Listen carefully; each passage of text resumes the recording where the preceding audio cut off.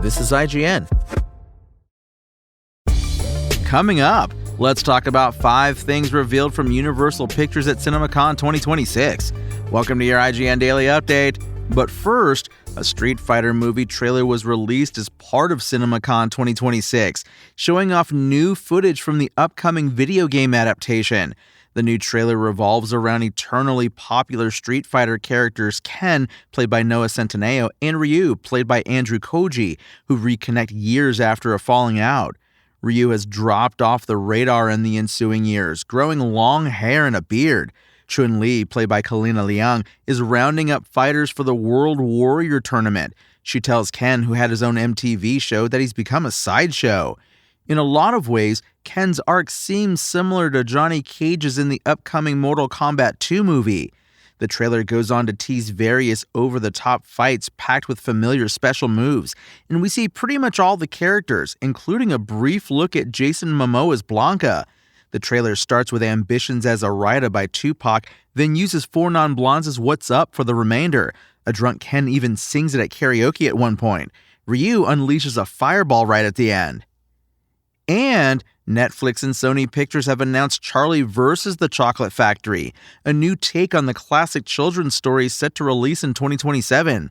Directed by the Lego Batman movies' Jared Stern and from the same Sony Pictures Imageworks studio as K-pop Demon Hunters and Spider-Man Across the Spider-Verse, the animated film will also feature the vocal talents of Heartstopper's Kit Connor and Thor Ragnarok's Taika Waititi.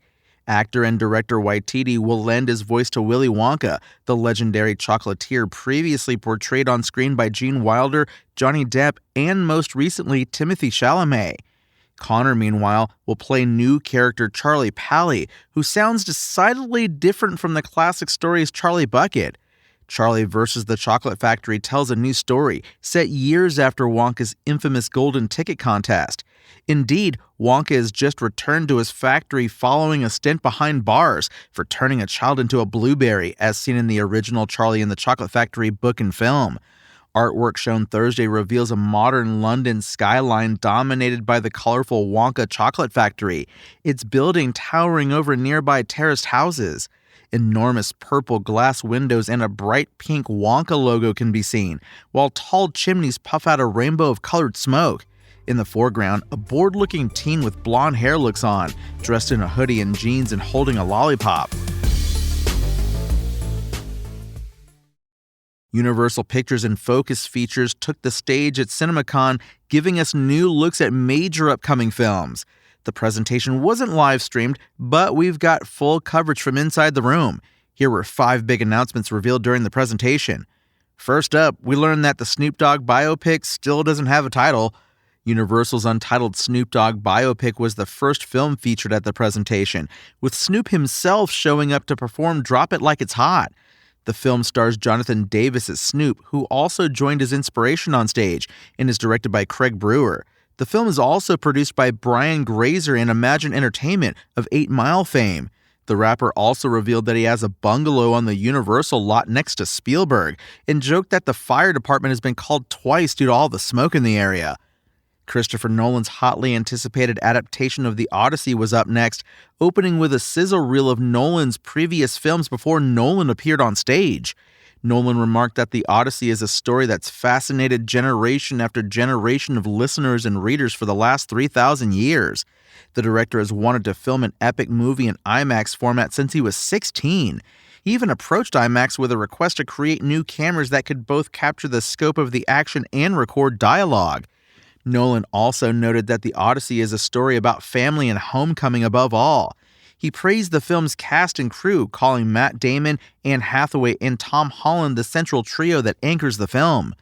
The presentation then shifted to animation studio Illumination, with the Super Mario Galaxy movie's Jack Black stopping by to thank theater owners for their support. Illumination boss Chris Meledandri then introduced the next Minions movie, Minions and Monsters, which is set in the 1920s and focuses on a group of minions in Los Angeles searching for a new master. Then new Minions and Monsters footage was shown. The dark action comedy Violent Night is getting a sequel, and the trailer debuted during the CinemaCon presentation. The trailer opens with footage from the original film, with David Harbour Santa saying, "A few years ago, I had an experience. Now Santa finds himself on his own naughty list, at which point he loses his magic and plummets into a mall parking lot. And finally came the Meet the Parents sequel, Focker-in-Law, with Ben Stiller appearing and telling the audience, "I'm Ben Stiller and I am the actor who is not in the Odyssey."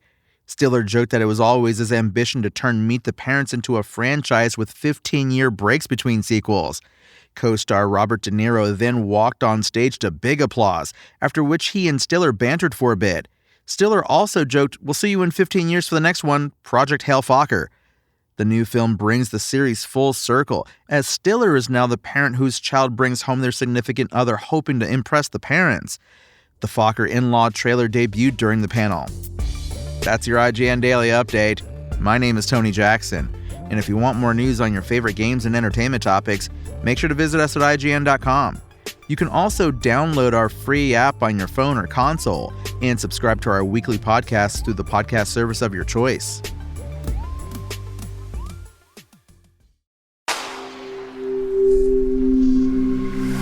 Spoken Layer.